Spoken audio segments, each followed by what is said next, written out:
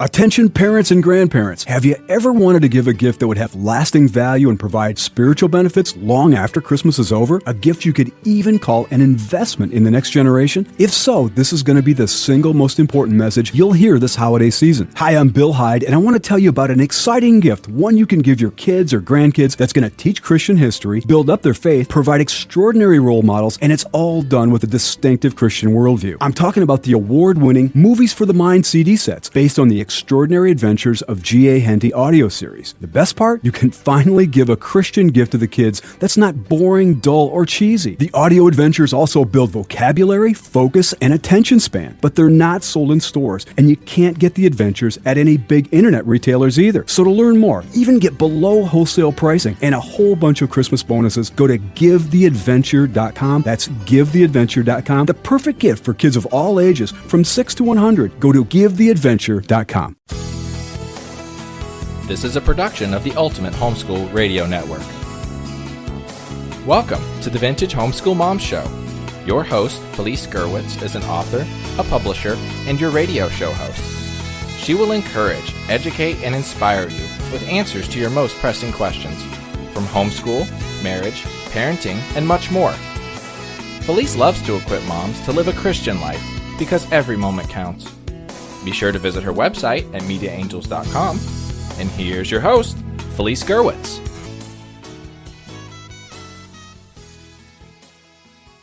Hey friends, this is Felice Gerwitz with an episode of Vintage Homeschool Moms. This is episode 310, and you can find today's show notes at vintagehomeschoolmoms.com. Well, Christmas countdown can be wonderful and a blessed time, especially if we make a plan that this year is going to be different.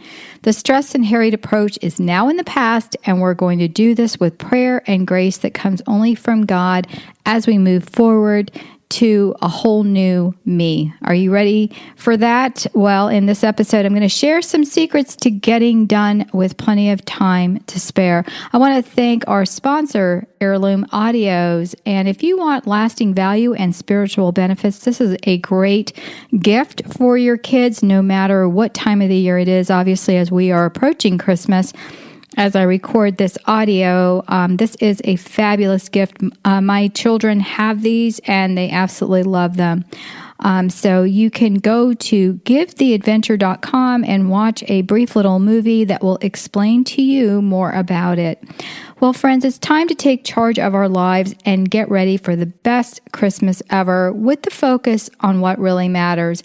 And I have a few steps to this plan, and it's so easy to implement, I promise.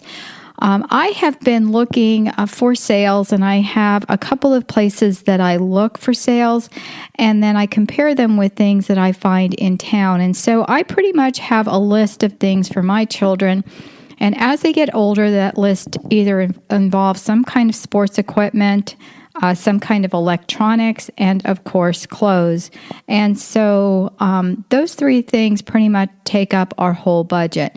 So if you are like I am and you have the same types of things on your list, then it is going to be something that is important to look for throughout the year. So I'm going to share with you a little tip. A lot of times electronic devices are very well, let's put it this way, more affordable during the seasons of graduation, because at graduation time, a lot of people are looking for that kind of gift for a graduating senior or someone in high school. So a lot of times you can find sales at that time of the year if you're looking for something electronic. If you are looking for something that is a game or something like that, which don't get me started, that is something I hate to put any money into, but I have one child in particular that gets straight A's, so I have to, be a little bit flexible there. And those kinds of things you can look for, and I'm blessed that my children never care about the latest model of anything. So if you find something right before the holiday rush begins that is last year's model, a lot of times you can pick up things like that. So just a couple of things to be on the lookout for. The same thing with clothing. If you can go to stores that are outlet or things like that, you can find good deals and good sales. And as someone told me recently at a store where I shopped, that everybody's trying to get a jump on the Black Friday sales. So the stores are actually putting out sales 2 weeks before Black Friday. So if you are listening in that window, then start looking now because you'll find things are on sale.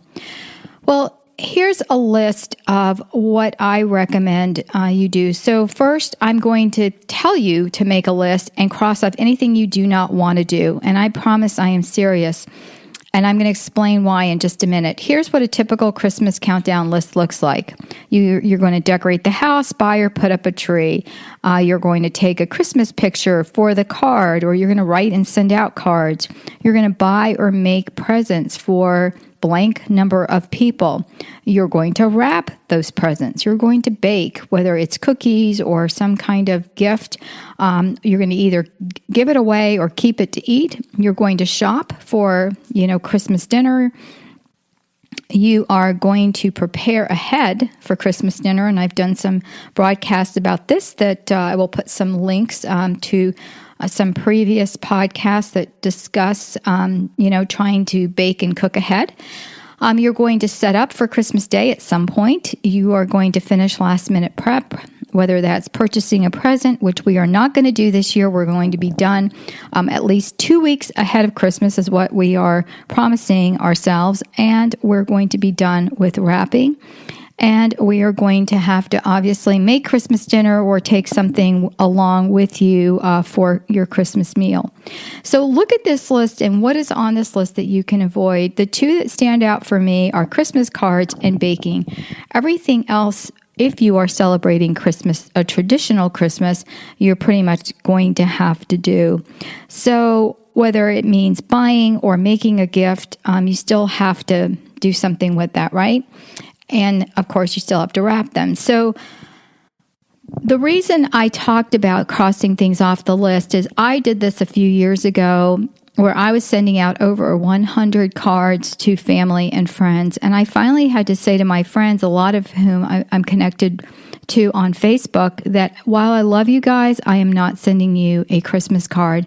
And that was a huge burden off of me because I was finding that I was, just lamenting the whole process of writing a Christmas letter. And that was my routine. I would write this long, newsy Christmas letter and tell you what everyone was doing. I was getting a picture taken and then sending off the card. And truthfully, friends, it just got to be overwhelming to me. Never mind the expense. Thank you for tuning in to Vintage Homeschool Moms Countdown to Christmas. Please stay tuned as we continue after a brief word from our sponsor, Now Programs. We first noticed Asher was having difficulties with learning when he was about 5. We ended up having him privately tested, and of course it came back that he was dyslexic. It was super overwhelming. There was just list and list of all these programs. So we started talking to people and felt like everybody was just saying something different. I hired the lady that had tested him. She tutored him for a year, one-on-one, 4 days a week. She came to me and was like, it's not working. Thankfully, she had met Dr. Conway. She just highly suggested the Morris Center. From there, my husband and I got in touch with the Morris Center, and Dr. Conway spoke with us over the phone, and you could just really tell his expertise in dyslexia. Enroll your child or teenager at themorriscenter.com, or for virtual sessions, visit nowprograms.com. And so finally, I just narrowed it down to our family. A lot of relatives have passed at this point, but the ones that are still around, like aunts and uncles, will get a card, hopefully with a picture that we take at Thanksgiving time so we can get that taken care of when everyone is home. For another friend of mine, it was baking. That just stressed her. She's not a baker. And even though she used to like to bake, it was just getting to be overwhelming. So again, look at what is on your list, and whatever you don't want to do, take that off your list. So that's number one, is make a list and cross off what you do not want to do, and go from there. The second is put your list in order of deadlines. Now, I work with deadlines for this network. As you know, I run the Ultimate Homeschool Radio Network, and I work with deadlines under different things as well. You know, I'm an author. I write books. So we have deadlines. Well, you can print out a month at a glance calendar, and I have one I printed out for you and put into a PDF in the show notes. And I want you to take that and write down your deadline. So you're going to put, it has December at the top already, and I left it blank. So no matter what year it is, you can fill this out, and you can write down, shopping done by this date. Of course, if you find this fabulous sale that you can't live without, then obviously you're going to, deal with that. But just do that, and it will just be such a blessing to you. And again, you can find the show notes at vintagehomeschoolmoms.com, episode 310. And if you need to add dates to the calendar, you can.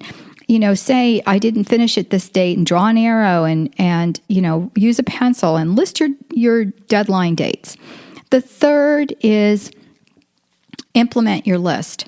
And that is where you're going to say, okay, I've got these deadlines, and I know that these are the days that I'm going to go shopping. So I did this the week before Thanksgiving. I had Monday, Tuesday, and Wednesday to get ready for Thanksgiving, because Thursday's the actual day. So on Monday, I decided this year I'm going to try to brine a turkey. So I put the turkey in the brine on Monday. This was my day, as I've shared with you, I love fresh flowers, that I allow myself one bouquet of fresh flowers, which I purchased. And then some of the things that I was not going to make for Thanksgiving. And would you believe one of them is mashed potatoes, because one of the warehouse stores where I shop has these delicious organic mashed potatoes already done. That takes a lot of time. It takes pots. It takes mess. Yes, it's more expensive than buying the potatoes, but that's within my budget and something I can do. My major meats, which are ham and turkey, already purchased, and they've been in the refrigerator. The second thing is casseroles. Some of them are coming from some guests, and I just have to make a salad the day of, and the green bean casserole, and a couple of little appetizer things. So I knew today was my day to brine the turkey and get flowers. And then tomorrow I'm getting my hair cut and going to the chiropractor. I found that sitting a lot and doing podcasts is not good for my back. So as I've gotten older, I've had to add that to the list.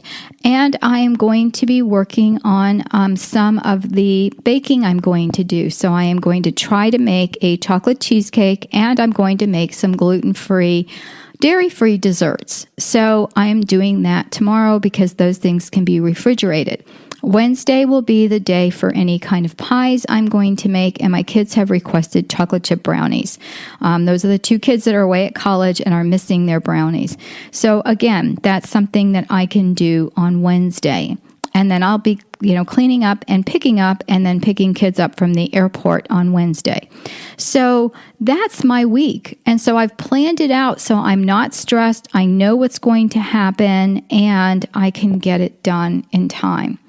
So some helpful Christmas countdown hints are, I've already shared with you, I jumped ahead and I shared with you some shopping that you can do at different times of the year. So that does help.